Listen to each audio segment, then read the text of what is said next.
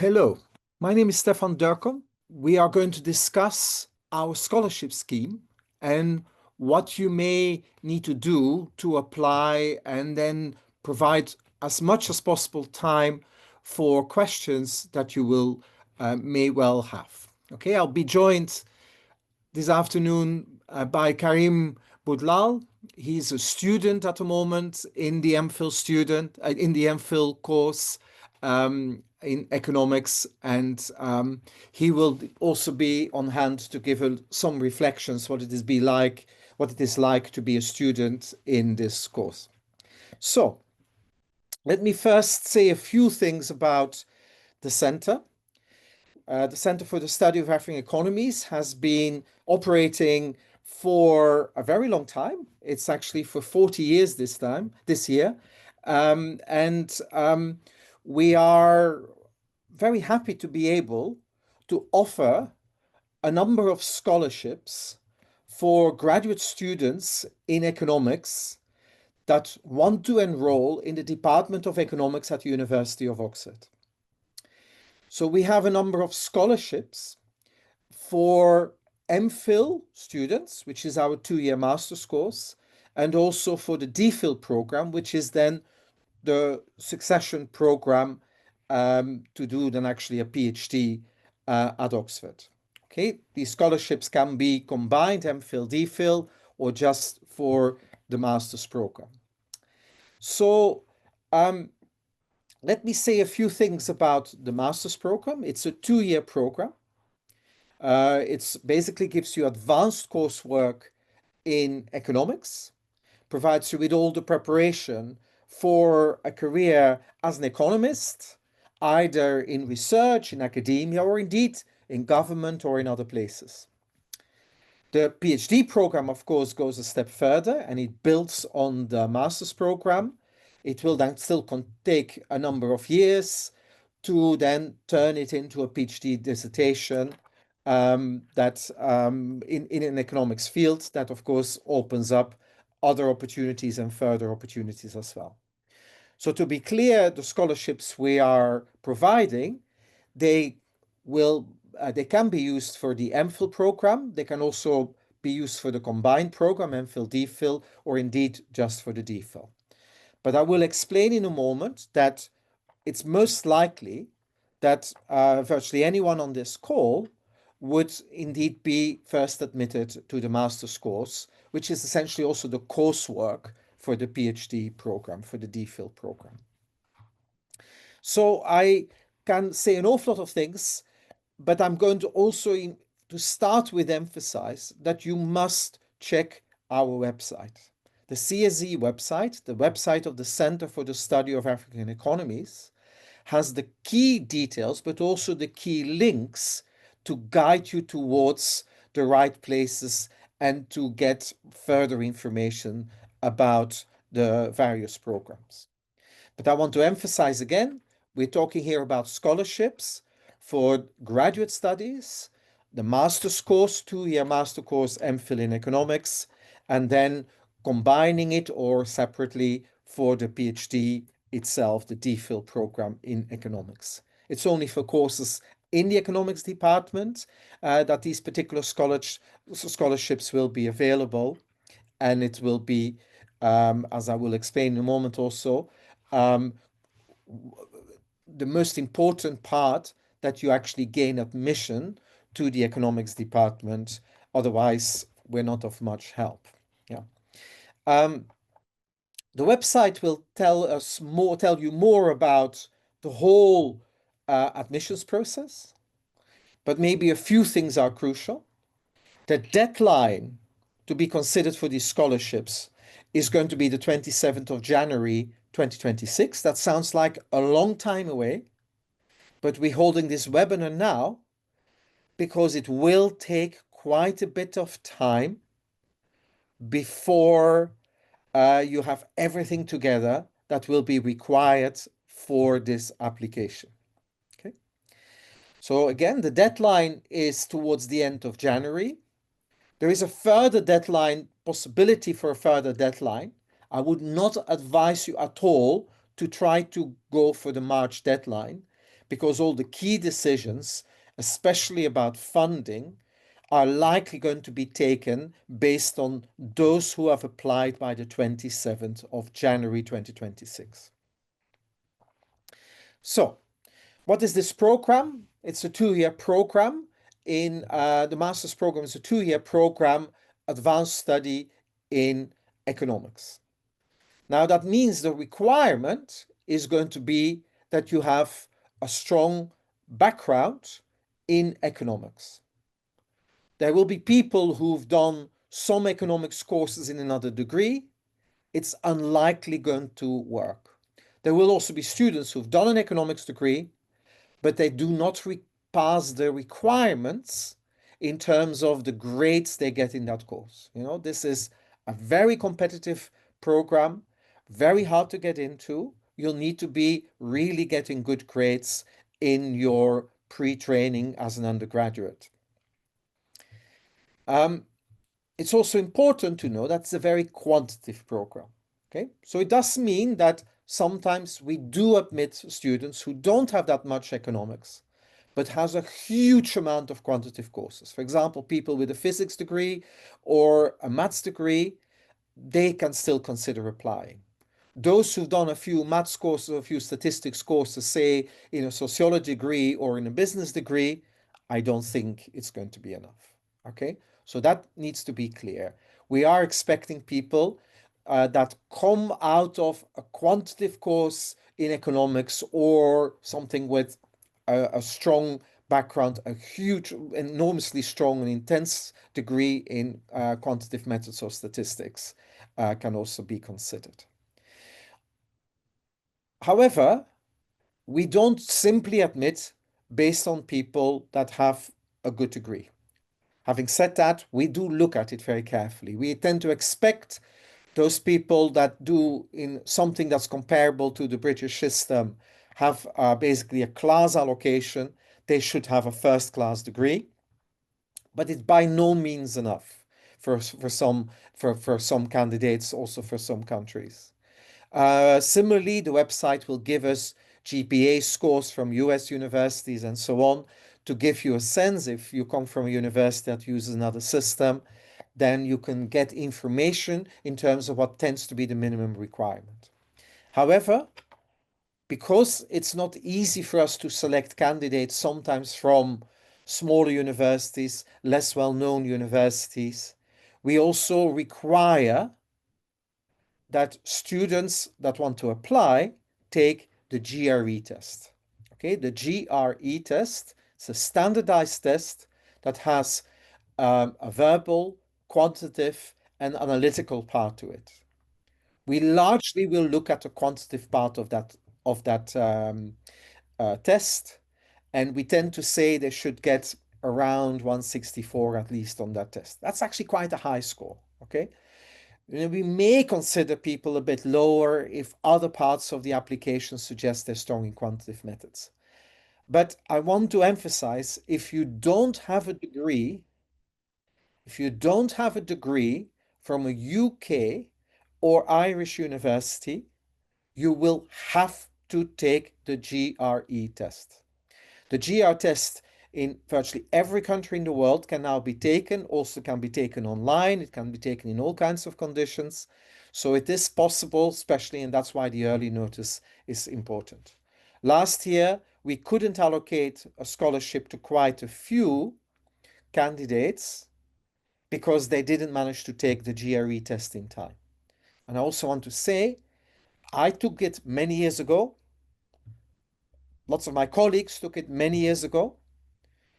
Many of us didn't take it just once. They took it twice, 3 times, because, you know, it's sometimes a bit bewildering the way that test is set up, and sometimes people it goes a bit wrong the first time. In any case, I do remember practicing and practicing and practicing for it before, and my own score was going up when I was doing the trial runs. And I want to encourage you as well. This is not a test you simply wake up one morning and you go and take, because then there's no way you will make the required mark, even if you're a mathematical genius, because you just have to be used to doing that test. Okay, other requirements that I want to emphasize is language requirements. Those people who come from countries where the first language and also where you can show that your mother tongue is English, they may well be exempt from the language test. I say this may well because sometimes some doubt is put in certain places, countries where there are five, six, seven national languages, where it's not clear that your education was entirely in English or whatever. They may still be required to prove the command of the English language. Just having studied one of your degrees in English somewhere is not going to be enough. The exception is again those who've taken the degree in in the UK, in Ireland, and probably those people who've taken a degree in the US, for example, doing it. But otherwise, just look very carefully. And if you're in doubt, you may need to email the admissions office of economics to check, is this going to be sufficient, what you have. But many of you will have to take the language test. You know, I had to do it many years ago from where I came from, even though I had a degree that was taught in English. And so it's a normal requirement as well. Okay, there's a few further things that you should keep in mind.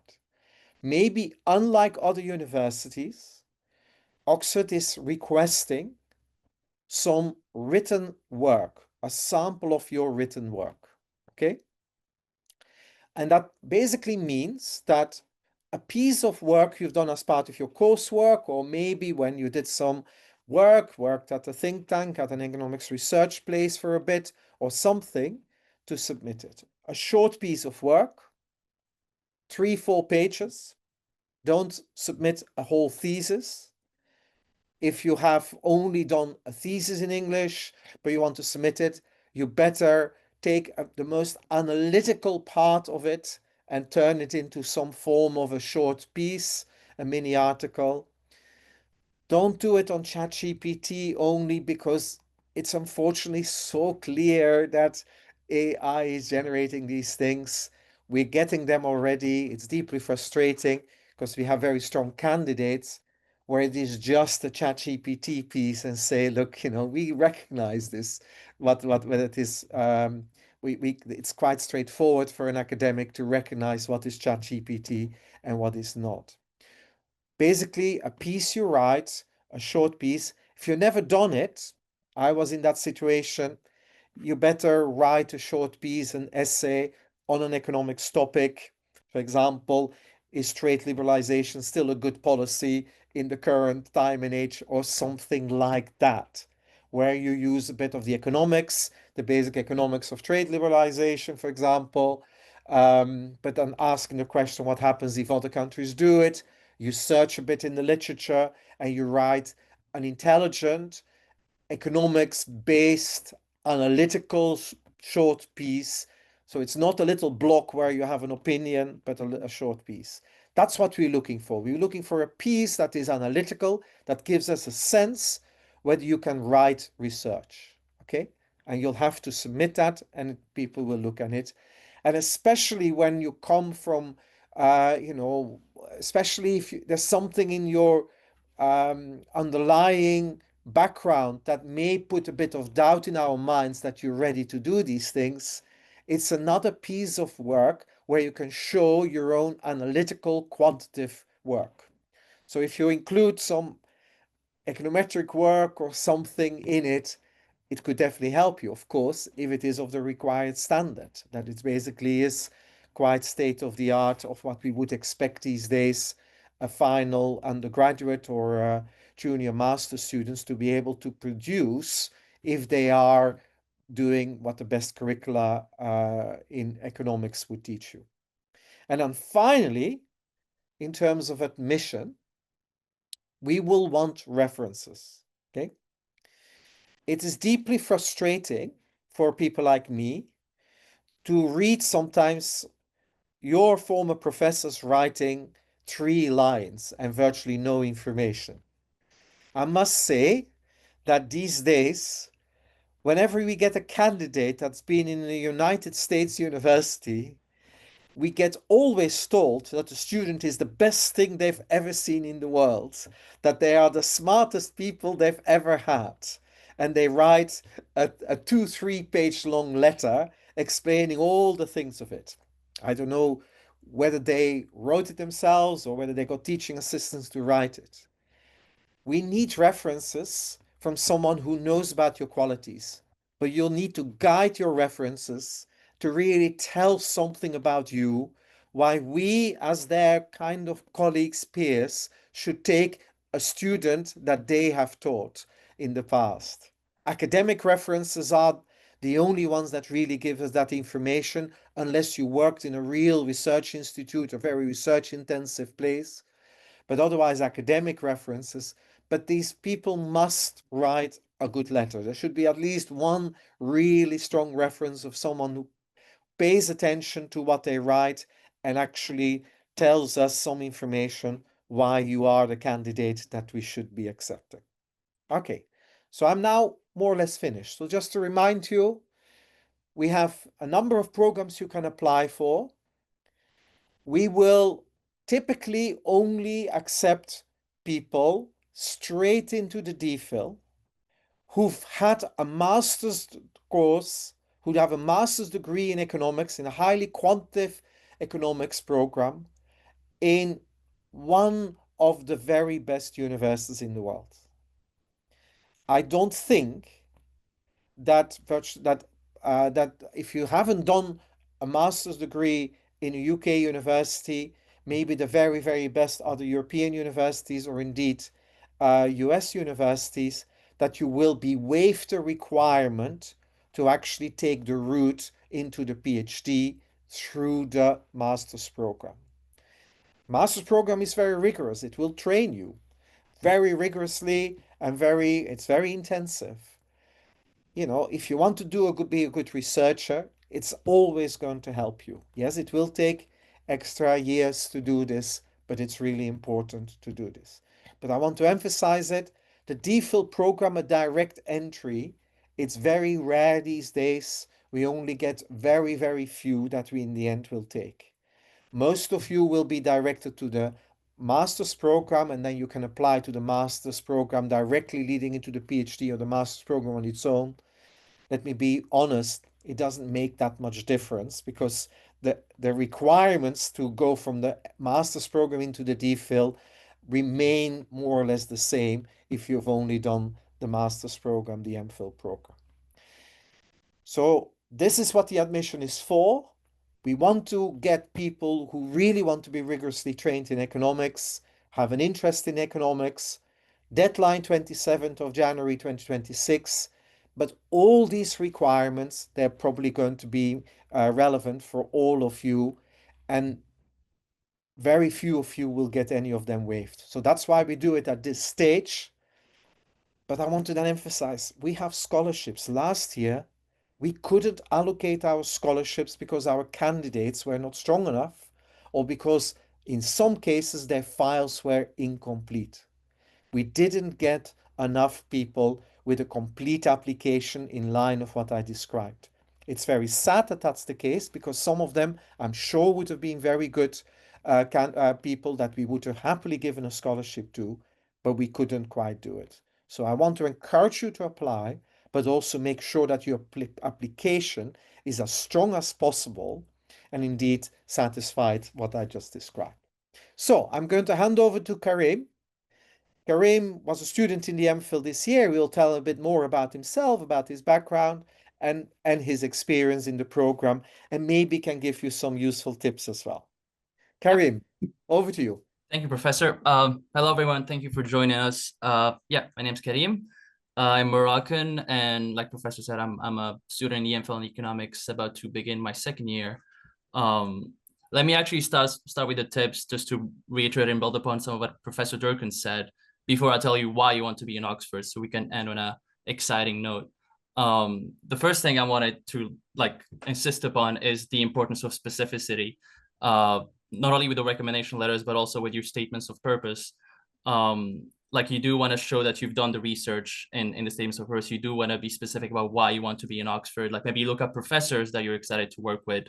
or like programs you want to take advantage of, resources that the university has. Show them that you know why you want to be at Oxford.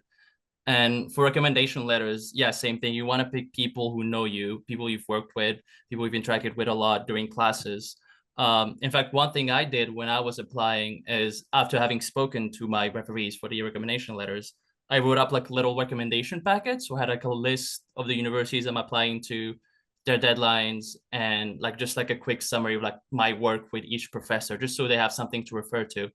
And then last thing, just on the language test, like do look up if you can get it waived. I managed to get mine waived through a letter that my university, like someone in the administration wrote me a letter from my undergrad saying that, hey, education was fully in English, and that was enough to get the language test requirement waived. So do look into that, and do email the admissions office just to double check. Enough of the good stuff. Like Oxford, amazing place. Like everything you, most of everything you've heard about it is true. It is a great place. Like it's lots of history, beautiful city. It's like just the right size. Like it is a student city, so there'll be plenty of things to do, always activities happening, but it's also small enough that if you need to find a quiet, you can. Um, and I think most importantly, you're going to meet a lot of people, you're going to learn a lot, and you're going to grow a lot. And also like more recently, there's been like a sort of a bigger push for like more African engagement with the university. They do take issue like organizations like AFOX and our own CSAE. We also have like an African society, like a student society with like plenty of events, very active. You're gonna feel right at home. You're gonna meet a lot of fellow African scholars. Um, and then the CSAE itself, like the Center for the Study of African Economies, is like a very welcoming and supportive space. And they do, I keep saying this whenever someone asks me anything about it, is they do take seriously, you know, that idea of like, oh, we need to build bridges, we need to interact with like local like African scholars, and like just make sure that people doing the research about Africa are also like people who like have the stakes in figuring out Africa. Um, I think one of the highlights of doing the program was the conference on African economic development that the CSA organizes every year.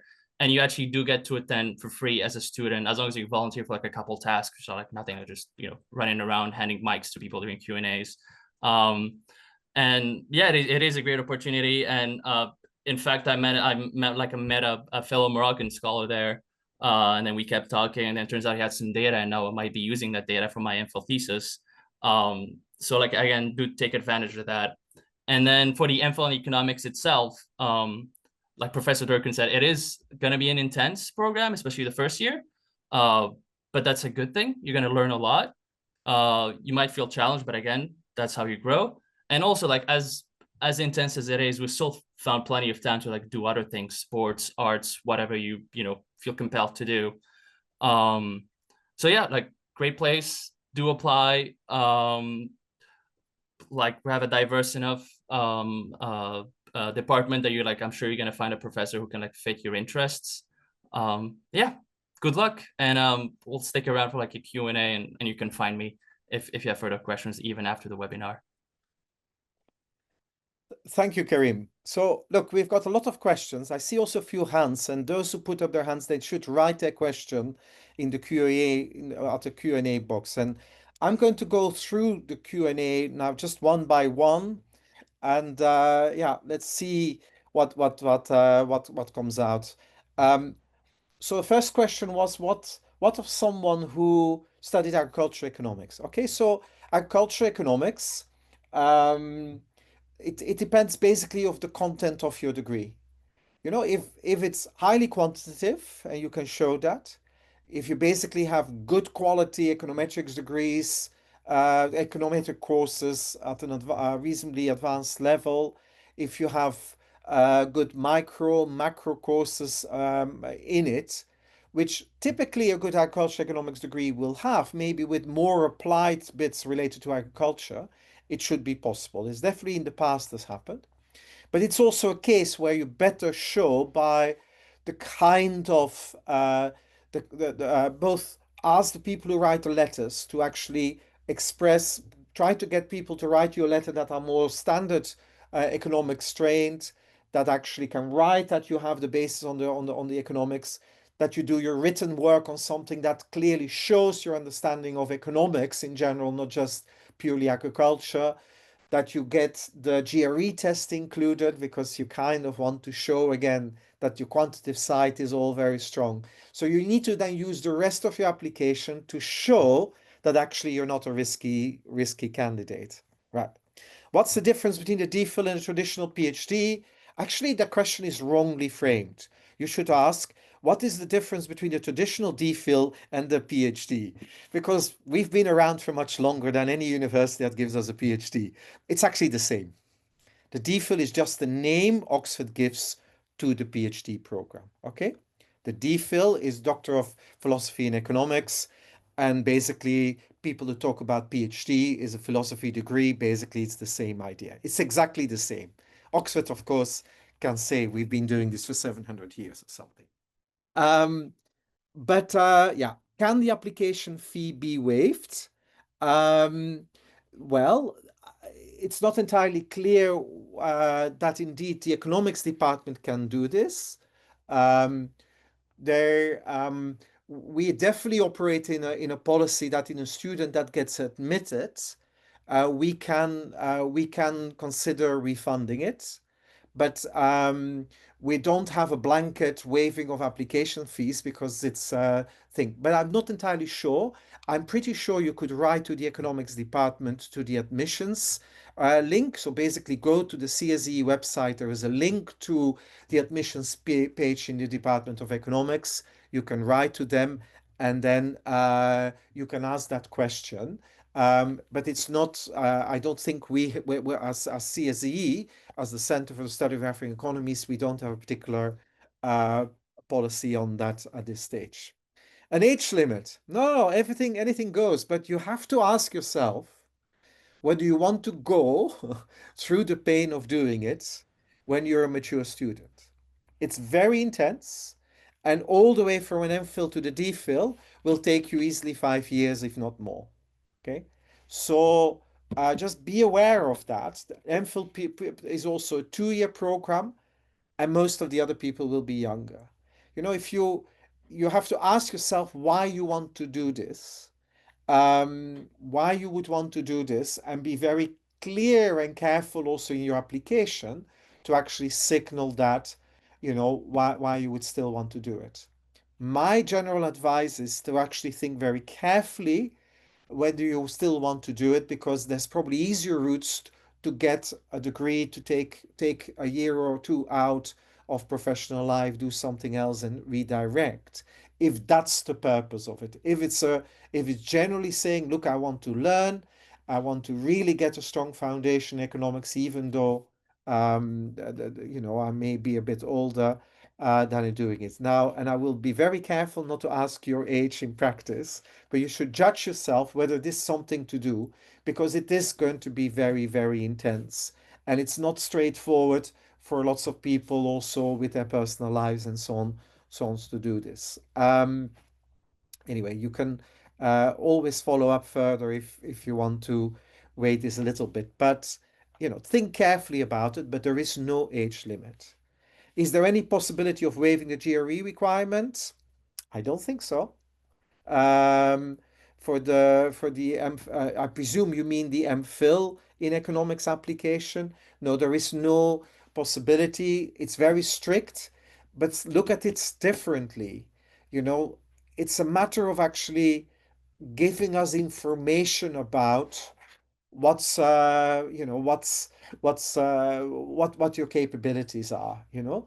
The requirement can't be waived. Again, you know, if you have a really strong application, and you could always write to the economics department office and say, look, all the other things, I'm clearly a stellar candidate, I need to do the GRE requirement, but I can't afford it. You can always ask the question. But in general, I would encourage you to see it as a good investment, because it gives us information to actually to help us with the acceptance. So, but I doubt that a waiver will be given. A few straightforward questions. How long is the MA program? So again, it is an MPhil program. We call it a Master of Philosophy and Economics. An MA is often used for an undergraduate style degree in European countries, and actually also even in Oxford, but it's an MPhil. The MPhil will exactly last 2 years. That I can say with certainty. How long the DPhil will take, I can't tell you. There will be typically about 2 to 3 years required after the MPhil to finish the doctorate. It's all going to be depend on the quality of the work because you can only submit your PhD once you've reached the quality. So this is, again, this is a very tough program. We have a quality benchmark, not a time benchmark. And it needs to reach that quality. You know, there's probably universities in Europe or elsewhere where you can do a DPhil or a PhD with a predetermined length. I'm afraid I can't do this. It will all depend on the quality of your work. But typically, it will take, more than 2 years after the MPhil, often more around the 3 years after the MPhil mark. But some do it faster. We've known others. Some take it slower. Okay. Right. If you don't have a stellar BA or MA background, well, one thing that is possible, but I will say it's a tough route. We have had people who try to show that they have a strong basis in mathematics or statistics by taking additional online courses from very strong US universities where they could show that where the coursework is marked of the online course, and basically they have essentially a credit for a particular course. For example, we have sometimes candidates that try to show through a real analysis course. And if you don't know what it is, clearly you don't have a strong enough maths background. If you with a real analysis course to actually see whether they can actually do it. Okay. Um, Maths courses that they need to do, well, it needs to just be a strong quantitative course. Mathematics, quantitative methods, econometrics, multiple courses. Uh, Again, the pieces of work that's submitted, and so on, they all need to be able to show that. And again, for those who worry about showing their maths context, the GRE is definitely one of the key savior places. Yeah. They go through a maths boot camp, but that's a couple of weeks. That's too late to get it all. That's more a refresher and putting you more or less at the same level. It's intense, but it basically gets us a bit of a sense. Yes, we'll bring people on the same page, more or less, but it's only a couple of weeks. Okay, so that can't really sophisticate. Okay. Um, the MSc in Economics for Development at the University of Oxford considered quantitative enough? Yes, but it's not fully. Okay, so the transfer from the MSc in Economics for Development at Oxford may allow you to transfer into the MPhil. Sorry, may allow you, I should correct this, may allow you to transfer into the DPhil, but that only is the case if you reach a distinction, which is only going to be less than 10% of the people. It's also a very competitive course, and only the very best get a distinction, and they need to have a few other requirements satisfied, such as their thesis needs to be at a required mark and all the coursework as well. So it's actually quite a tough requirement. Do it from the MSc in Economics for Development. So yes, it is quantitative enough. If you want to move from the MSc in Economics for Development into the MPhil, that's definitely possible. But again, people will look at your at your degree scores. Yeah. So I think I've explained it. Basically, what a person doing the 1 year course in Economics for Development, they have after 1 year a moment that they need to reach a particular benchmark to be allowed to take further courseworks for the DPhil, which is typically equivalent to the second year of the MPhil program as well. So they can go there, but think of it, rather than having 2 years to get to the required level, they have to prove something after 1 year. So it's not an easier route. It's an at least as difficult route. It may well be suitable for people who want a more applied degree and they don't really know they want to do it. We have many people who then go into professional jobs afterwards, research jobs or advisory jobs or government jobs after the MSc, sometimes more attractive, but it's not an easier route to go into the DPhil. It's probably a slightly harder route. Okay? Age requirement? Well, again, we don't have one. I mean, we want you to be an adult, but that's probably more or less if that's the meaning of that requirement. Is a master's in economics at Sciences Po? Um, that's an interesting case. Um, your transcript would need to show a lot of quantitative courses. Um, if the degree was done in English, I will have to be now very careful. I come from Belgium, which is a bilingual, including French country. I had courses in my university in French. Sorry, I had courses in my university in English. I wasn't quite sure that the English of my colleagues was strong enough really to get it at the required level. They may or may not. That's the case on the English proficiency. You can write to the department to just check that. The GRE, it will very much depend on the strength of it. You can early on try to write to the admissions office and actually say, look, this is what my curriculum looks like. Do I need to take it? But usually the answer is yes, because we only tend to automatically waive it for UK universities and Irish universities, and unfortunately not anymore for EU universities. So don't bank on and don't submit your application on the 26th of January without the GRE. You better in October check out whether you'll need to do it or not. Okay? Again, they will advise you whether you can apply for the DPhil. It may be a case if the degree, the Sciences Po degree, is really a highly quantitative degree. We sometimes have masters in economics at other universities that are, and we also have to be careful in the European system of masters is often now used on something that in practice is the extension of the undergraduate course and not really at the same level. So it will depend very much at what is the content of your program and the level that is required. If you were to be able to prove it, it's at the same level of a master at PSE or something, the Paris School of Economics, that probably is closer to what we need to have, then you can do it. Basically, contact the admissions office and make sure you don't wait and don't bet on winging it, as we say, to get actually a bit of an excuse and not to do it. So this is something to do. Business economics, it depends on how much economics. You asked the question, what about someone who studied business economics?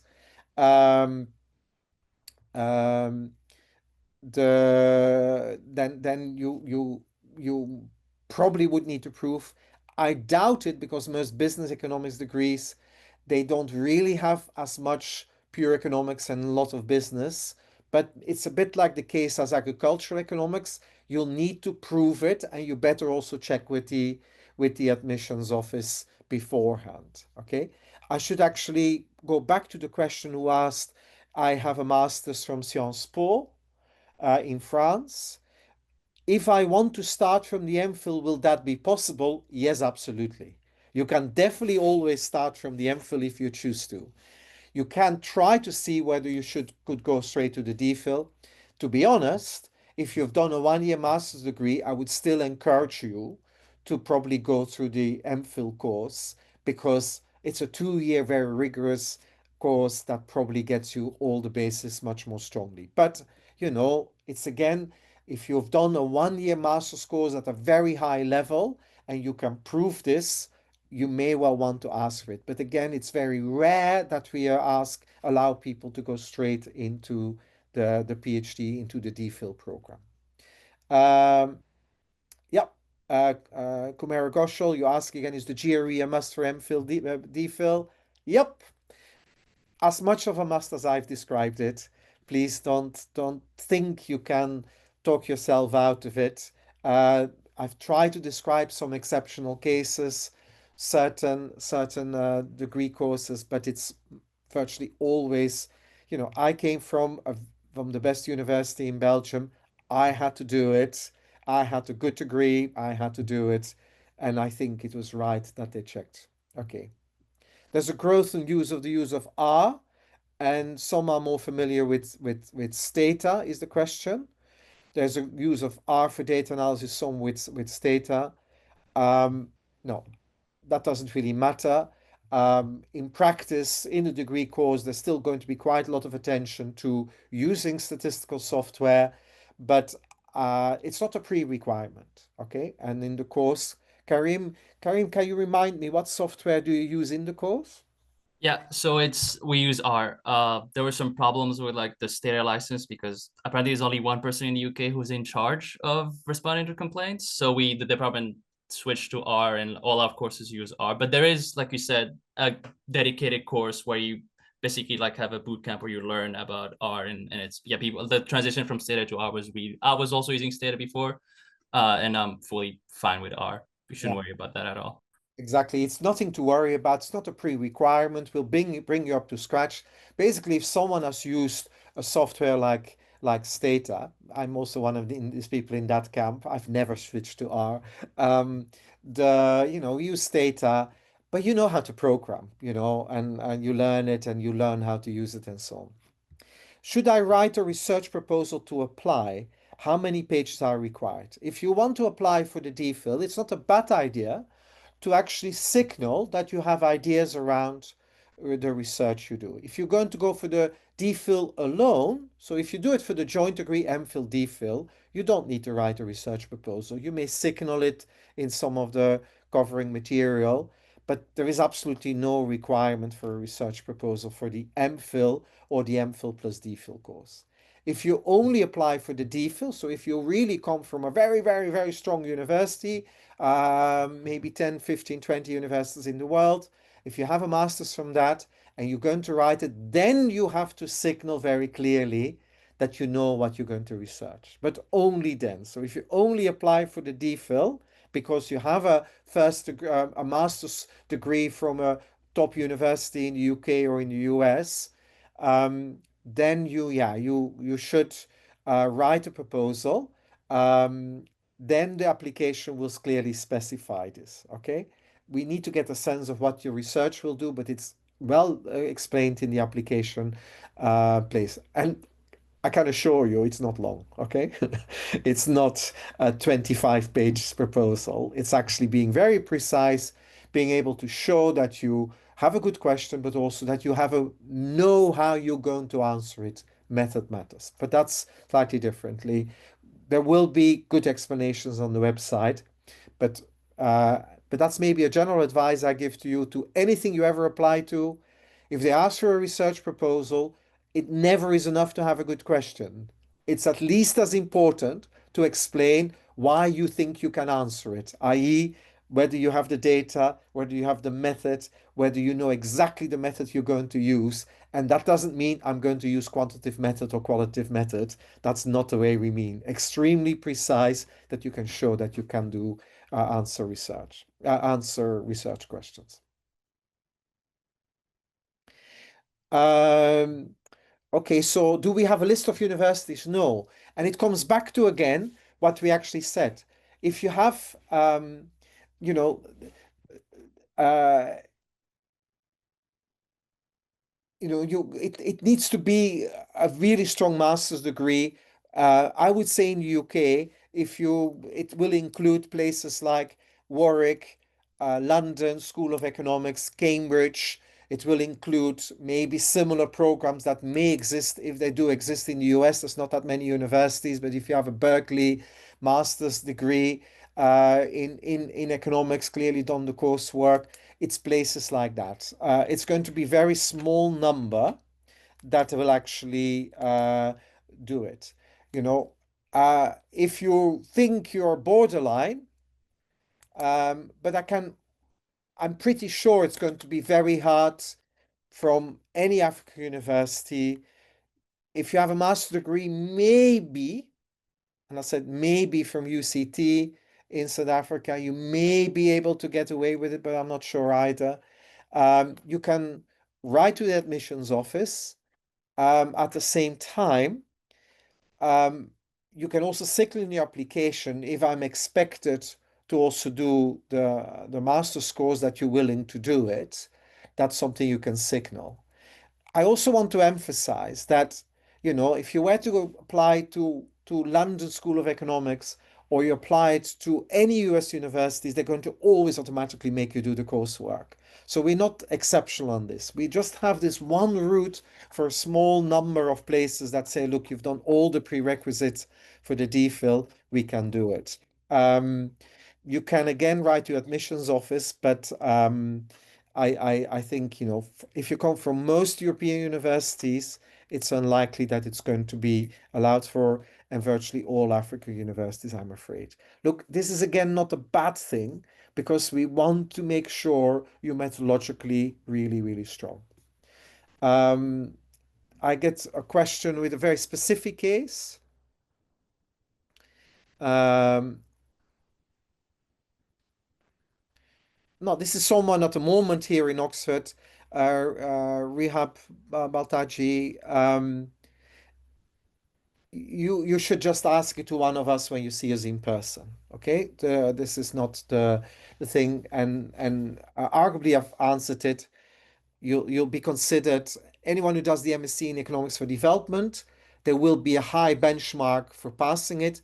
Then they can go into the DPhil, but they will be expected to take quite a few of extra courses as part of the coursework requirement of the DPhil program here. So it's nothing thing, but we can answer it. Okay. What's the average number of accepted and funded students? Okay. Okay, this year we are likely to have two scholarships. We may have more if we have really excellent candidates. Last year, we could only allocate one scholarship, even though we were intending to give three, because they were not accepted by the economics department at the required level. The tougher things for the scholarship is to be accepted by the department. That's what we're talking about here. Once you have access to the department, once they have accepted your application with all these requirements I describe, then there's a really high chance of the scholarship. Now, of course, if we have 20 people this year being accepted by the economics department, I don't think we can give you all. But actually, you should start from the principle, if I get acceptance, the chance for me for a scholarship, if I satisfy all these requirements from coming from the continent, then we can do it. Again, I want to emphasize that, and maybe I haven't emphasized enough, but I hope it would have been clear that this is a scholarship for this is a scholarship for African students, and that's what we target, of course, as the Center for the Study of African Economies. Okay, so we are targeting that, and that's of course the requirement that it's that. Okay. If not, I also want to emphasize though that beyond our scholarships, the university has quite a lot of other scholarships. And again, there's links on the website to other scholarships that are available.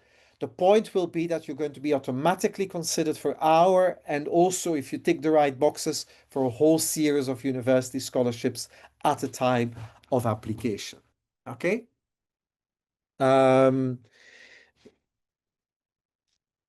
If you are admitted to the MPhil, there are no opportunities for TA-ships immediately because it's a course degree. People that are in the PhD program often, I'm not saying they have to get guaranteed, but they can get, quite a lot of them get all kinds of access to TA schemes, so basically teaching assistant schemes or research assistant schemes that will partially or fully fund their studies when they are in the PhD, the DPhil program. But the question here is, are you guaranteed always? No, if your student is accepted in the MPhil program, it's actually strongly discouraged from actually doing any of these things because the program is so intense. There are nevertheless other scholarships programs that are available. The website of economics department gives you a minimum score for the GRE. Public policy we're not discussing here. I'm a member of that department of the School of Government as well, but that's a very different type of thing. On the public policy side, they ask a further question, whether the first class degree is a hard requirement. For the PhD program in economics and for the MPhil, it is, will I say it's a hard requirement?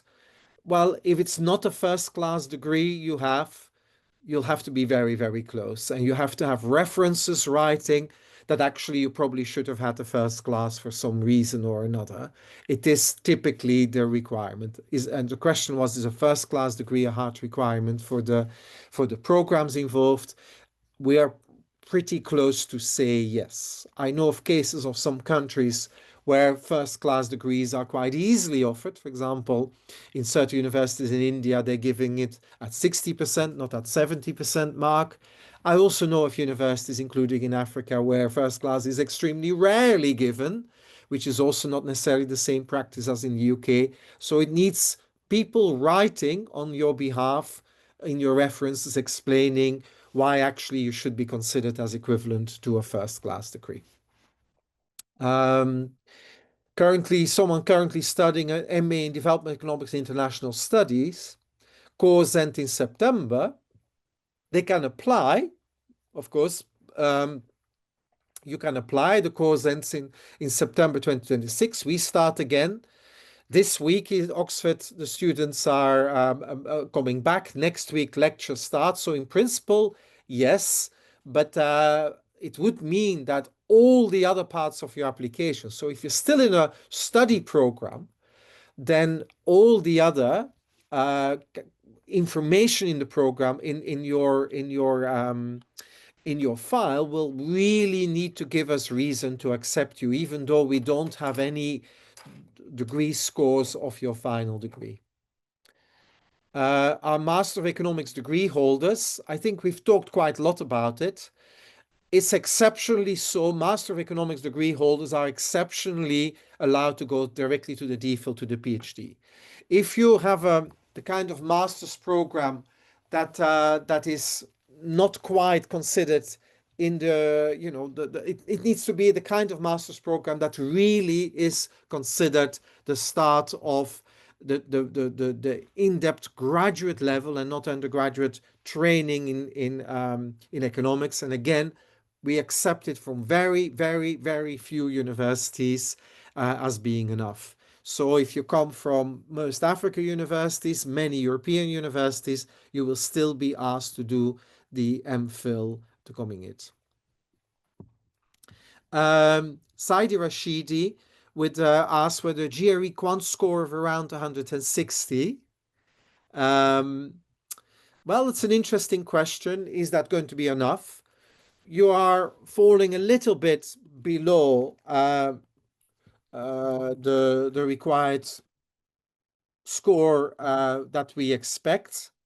I can't remember what the percentile is, and in fact, I'm typing it in what AI tells me roughly what the percentile is. For quant, it puts you somewhere in the 61st to the 76th percentile if you have a score of 160. I would say that if in the test you took, you can show that you are in the high 70s percentile, you have a chance. If you're clearly somewhere in the lower 60s percentile, they still give these percentiles, in the time that you took the test, I would actually be a bit concerned. If all the rest of your application clearly show you're a stellar candidate in maths, maybe you've done an extra course in maths and you have a really strong other parts of it, you don't need to do it. It gets us a little bit at a borderline case. I don't want to discourage someone who got a final score of 160 to apply. I have known people that were admitted with a score like that, but then definitely make sure that all your references emphasize strongly your quantitative knowledge. It's very borderline, a score of 160. If it was 162, 163, then there 160 gets very borderline. Yeah. When you apply, you do not need to secure a supervisor. If, for the reasons I explained, in the exceptional case, you can apply straight to the PhD, to the DPhil, then you will be asked to write a research proposal, but otherwise, is it not? Someone asked whether attaching an academic transcript is advisable, course outlines and whatever. No, that's not necessary, but if it exists for the quantitative courses, and if that's where the doubt may lie, do add some information about the quant courses, what they were covering, what they were doing, and also ask your references to refer specifically to the quantitative courses for those people who took economics, but still emphasize the quantitative background. Yeah. Someone with a BSc and an MSc in economics, with a distinction in MSc to a school in Africa, you will still need to submit the GRE score. And I also want to, yeah, you will still have to do that. I'm afraid it is the case. You know, I had to do it, you have to do it. I don't think an exception will be granted there. Master degree in development economics from Paris 1 Panthéon Sorbonne University, solid background in econometrics, data analysis. Does this increase my chance to be accepted into the DPhil? You'll need to show that your degree in development economics really was very, very quantitative. I don't know how it is these days. I think Paris 1 didn't used to do it as quantitative as expected. Maybe it is these days. You will need to show it. Your references will need to really emphasize your quantitative methods. And you'll need to then have clearly a proposal that shows that you totally understand how to actually answer the question, not just the research question you set. You could be accepted in the DPhil program straight away. The chances are there, but you'll need to show it. You'll need to prove it. It's definitely not self-evident that it will do. When does funding expire for the DPhil program? I think the question here is basically, are we paying for the funding for the DPhil program? So, you know, the commitment is that we're working with the department and all this. You know, we are not expecting anyone to take 7, 8, 9 years for the DPhil. There's no clear expiration time, but basically the initial commitment is for as long as you need to pay fees, we'll definitely will cover the scholarship, and then it becomes a matter to make sure there are sensible arrangements. We very much hope that people are not going to go very much beyond things, but it's very plausible that in the final year they will end up doing a TA program, teaching assistant or research assistant program or things like that. I wanted to ask you if you could elaborate what you mean when you say the course is very intense. Does this mean it's very difficult theoretically, or does it mean that it's large academic workload? That was a question from Van Sharma.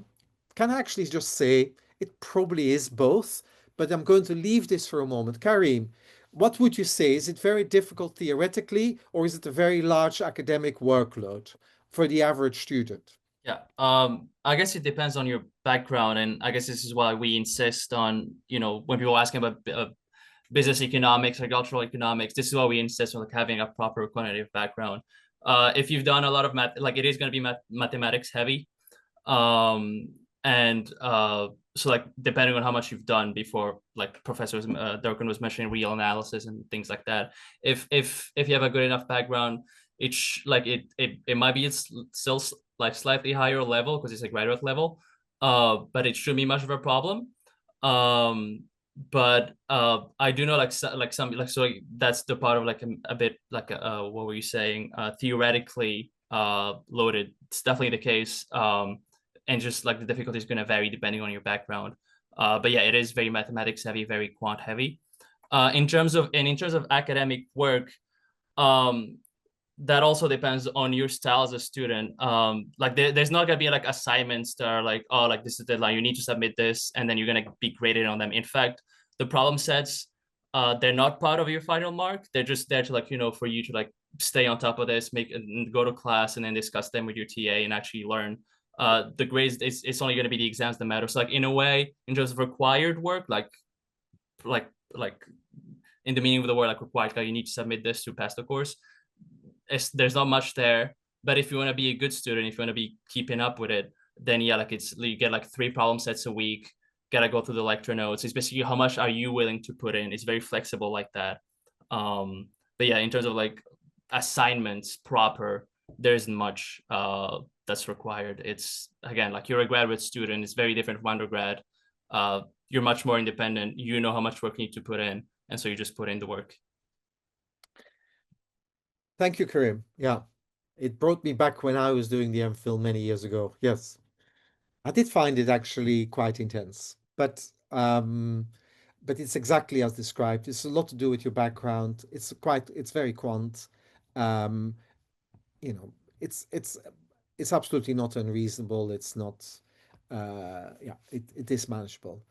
Okay, so questions some of we've had already. So does the DPhil also require GRE? Yes, is the answer, with the exceptions that we've quoted, but yes, it does. Um, and the beyond, of course, if you come from, and it's worth writing to the admissions office. The main requirement is here is, do you have the master's degree background, the training, the pre-training that we expect? That's the hardest benchmark. And of course, we will see grades in that kind of program. So I can imagine if you have a distinction in an LSE master's program, London School of Economics master's program, probably GREs may end up being waived. Well, of course, it's a UK university, it's not necessary, but it's that kind of thing. A food for thought: does the DPhil program have any course or classes on practical real life financial literacy, actual lessons on how to save more, how to make more money? No.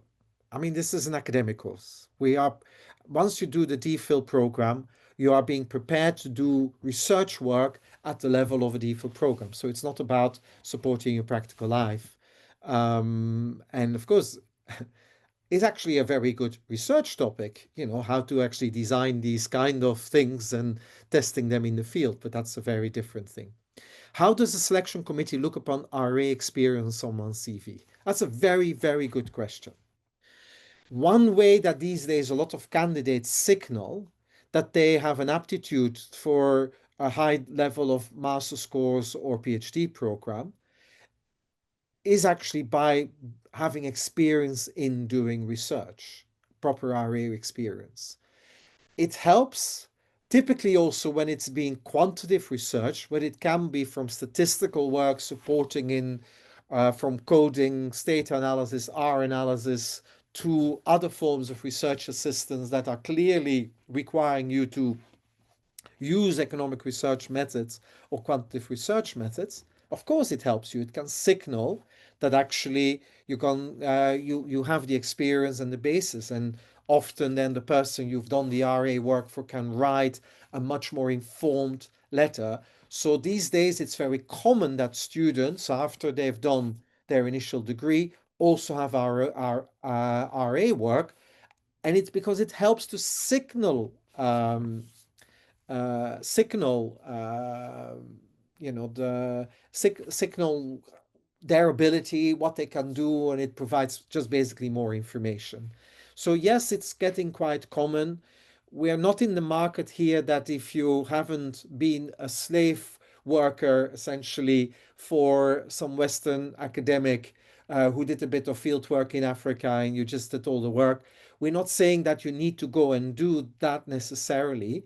But in general, some of these assignments, people have worked for JPAL, for research institutes, for IFPRI, doing things like that.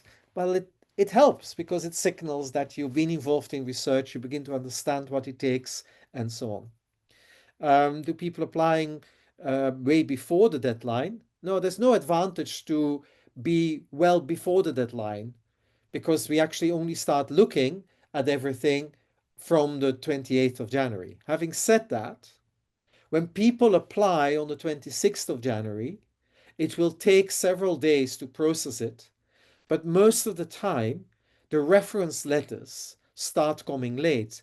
Also, when something is by mistake or some kind of transmission problem, something is missing, then actually it will take some weeks before that's figured out. So my strong encouragement is do not submit on the 26th or the 27th of January. Try to submit early in January so that the administration in the university has time to make sure and check whether everything is there, because they only send the file to us once it's complete. And usually those who submit on the last day, they submit an incomplete file.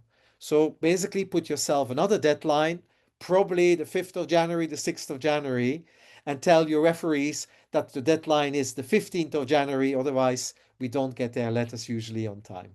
Because I know it, writing letters, we do it last minute, and sometimes we also miss the deadlines because we don't have enough time to do so. Yeah. Can an old GRE older than 5 years be considered? An interesting question. The question to ask actually slightly in a different way is, can a degree that you've done 6, 7, 8 years ago still be considered as giving you enough pre-training? Actually, sometimes that weakens an application because you may have been in an academic environment 8 years ago, but you haven't really been involved in anything to do with research or academic life in between. And I can assure you, these ability to process information, the basic background knowledge may be going. So it may be an idea to signal that your brain A is still working as sharply, that your quantitative skills have not weakened, and so on and so on. So be careful with first degrees that have been too long ago. Unless you had a stellar background then, no doubt you would be taken. You've been maybe 5, 6 years out of it, okay, but still been involved in research related activities, then you can probably signal very well you're still all up to date. But having done an undergraduate degree 10 years ago, then you need to find ways of signaling that these brain cells are still functioning as strongly as they used to do, that the GRE test definitely is done a good signal, and so on. So you may want to weigh this. I know the person asking had asked earlier questions. Maybe not. It's worth checking with the admissions office as well, and just think carefully about it. I'm not going to do the ruling. It's probably there the committee that would do the ruling. But if they leave it up to you, I would be a bit risk averse here if your degree is a long time ago, because we need to still have information that you still have maintained these academic skills. With the BSc in business economics, can I do the MPhil or do I not qualify at all? If no, how can I make myself qualified? Okay, so there's a couple of things. Basically, it depends on how much economics you've done in the business economics degrees, how much quantitative skills in it, how good your GRE test is. If it's really good, it's very helpful. The written work you're going to submit, and so on. If you think you can't prove really that you're a stellar quantitative thinker, that your economics degree is strong enough behind, you may well want to signal, for example, very strong quantitative skills again by maybe taking an online course in some quantitative methods topic. If you can't do this anymore before the 27th of January, we'll have scholarships again next year. But basically, think carefully about it and be self-critical. You can't talk yourself out of it. We get a lot of candidates, and you need to find a way of objectively making a judgment of the rest of your file, whether it's strong enough. But usually, I will say, business economics is not enough because there's usually a heavy leaning towards more business, marketing, management, and I'm afraid these kind of courses are not going to help you in it there. But maybe you can strengthen your quantitative skills, take some quantitative courses to actually signal, and so on. On the support on R, I'm going to answer this because at the time we also had to program, is there peer support with R? Look, your group of other students, not all, some of them may be highly competitive and not talk to any other students, but in my experience, students talk to each other, support each other. There will be ways of doing it. I don't think you have to be concerned about R, the programming language. That's not going to be the hardest part of the course, I can assure you. You know, we can all these days learn to do that program. It's highly logical, and so on. Yeah, but there will be people supporting you. Moving from MPhil to DPhil, how competitive is once you finished your MPhil? Okay, once you finished your MPhil, you will need to have achieved at least the minimum mark. And actually, that mark is, I think, at least 64. Karim, that's correct? 64 is the benchmark. 65, I think. 65, Yeah. apologies. 65. I want to emphasize this, that's not quite a distinction. So if you do the MPhil, the minimum requirement is not necessarily a distinction in the degree. It's 65. A distinction would be close to 70. So it's not necessarily. However, you will not necessarily be immediately accepted. You'll have to have a good proposal of the research you want to do. And then it's really about you need to have a good proposal when you move from the MPhil to the DPhil. And then you need to have a supervisor willing to supervise you. So you will be only be admitted not because you are a stellar student, but also there is someone willing and able to work with you. So you'll need to pick a topic that someone is willing to supervise. You know, every year we have cases where they want to do something and say, well, we have to tell them, look, you know there is no expertise and there's no one able or willing to take you on as a student. So the competitiveness is actually as we say in economics, endogenous here, because of course you need to do the benchmark of 65, which by the way is not that high if you're a decent student. It's not easy, I'm not saying it, and there's still lots of students below it, but it's not as high. It's not a distinction. You remember the student asking, what did you do? What if you did the MSc in development economics? There, the benchmark is a distinction. From the MPhil to the DPhil, it's not anymore a distinction.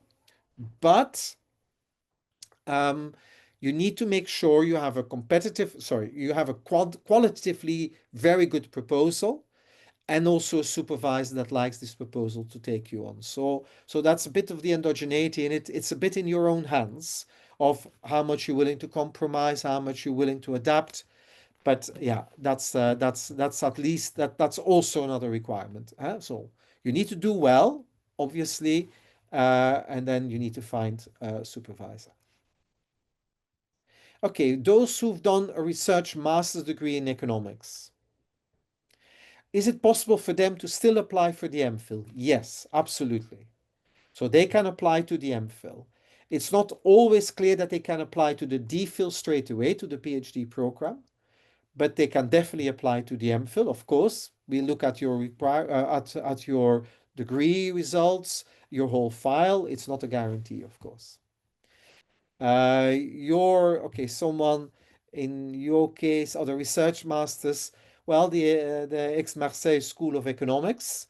Yeah, you can definitely apply to the MPhil, and we'll have to look at it whether it's strong enough for you to apply straight to the PhD program.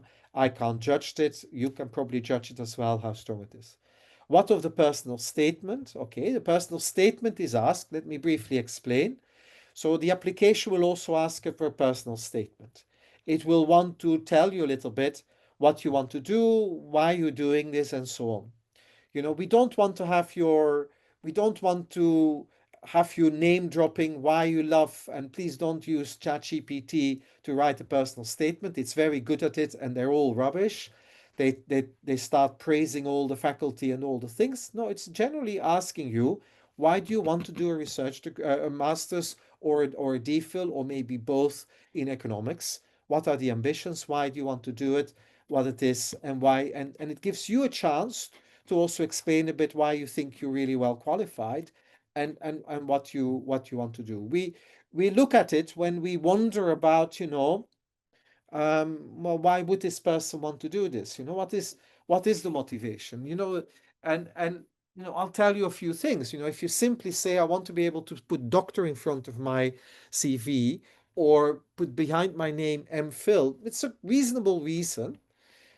this master's program and this PhD program are pretty tough with that. There's probably easier way to get an initial in front of it. But if you can show in your personal statement a general interest and what interests you in economics and so on, and it also gives us a sense of whether you're not totally the wrong fit. Okay, so that actually you may be extremely smart, but the interests you have actually are not something that an economics degree can offer. It may be you need to do a political science degree or whatever. Anyway, you need to explain a little bit what you do. And I'm going to ask Karim later on how he thought about it when he was asked to do a personal statement, which I think is still part of the application. Is there a separate application for the scholarship? No, so it's automatic. There's no magic involved here. You apply, and we will hear whether you satisfy the requirements for our program. Basically, coming from sub-Saharan Africa. Sorry, coming from Africa. I should correct myself. Coming from the African continent, and basically you can show this in the application, and we will get access to the file. There is no separate process. If your file is complete, it will get to us. And by the way, similarly with any other scholarship in university that the university runs, there will also be a way of marking it. What I could all encourage you to do is to actually, any place you have it, to maybe write, there's always somewhere a space, I would like to be considered for the CSAE scholarship in the application. Then if for some reason someone misses certain bits of it, then it's very clearly there. So just put it somewhere in your application. You will find the place to do so and doing it. Yeah. I'm passing on to Karim. Do you want to add anything? Tell us a bit about the personal Yeah, statement. I was gonna say that. It's really not like anything crazy. Like just think of like what before you answer the question for the university, I guess you have to answer it for yourself and just like be clear on why you want to pursue this degree, what interests you about economics, what subfields are you interested in, and then again, specificity is really important. It's not really that hard even to be specific. Like once you know which subfield you're interested in, look up professors in the department who study that field, and then you can see if that's the kind of research you want to do, and then mention that and talk about it. You can have a look at the department's website and then see if there's like, I don't know, resources they have set up, or like opportunities that you would want to take advantage of, and mention those. The CSE, for example, like that conference I mentioned, like that's a big opportunity and like really wonderful one. And you can like talk about how you would be, exploring all those avenues. Basically, just show that you've done your research, show that you know what's going on in Oxford, and explain to them how you would have exploit that synergy between you as a student and the university. It's all about showing you've done your research and you would be a great fit at the university. Right. Um, okay, so I want to add something about the application fee waiver. If the country you're from is a low-income country, the university has a process. You will find it on the website. Um, a process where you can apply for a visa waiver. I know it definitely is the case for low-income countries. Um, I don't know, and I don't think so, um, that it exists for lower middle income countries. Of some of the African countries are lower middle income, some even are upper middle income. I don't think that there are waivers for it, but you can basically, when you go to the university website, you can, in the application guide, you will find the process by which you can apply for a fee waiver if you're from a low income countries. And my understanding is that it tends to be directly done. So basically, just Google or search for application for fee waivers, University of Oxford. You will find all the information that is required. Okay, so there is talk about of waiving further. you can write to the economics department also if you feel like it should be waived for you. You can do it. Right. There's someone there wants to be accepted directly to the second year of the MPhil? No, actually, that's the equivalent of being accepted in the DPhil program. Anyone accepted in the DPhil program will still end up being asked to do some coursework. And in a way, it's not necessarily the same amount as in the second year, but often we compare it to a little bit like the kind of coursework that you still would do. So, coursework, graduate studies in economics these days, there's always plenty of coursework. At the best universities, it will last but there's no such a thing as being accepted to the second year of the MPhil. I don't think that's something we would consider. If you're of the level that you could be, then it's probably more likely that you would make a chance to go into the DPhil program, and then we will ask you to do an amount of coursework again. Right. And I'm going to, for those who are still on the line, so just say thank you for listening to us. Um, and yeah, well, good luck. And I really hope to see some more applications. Thank you. Good luck, everyone.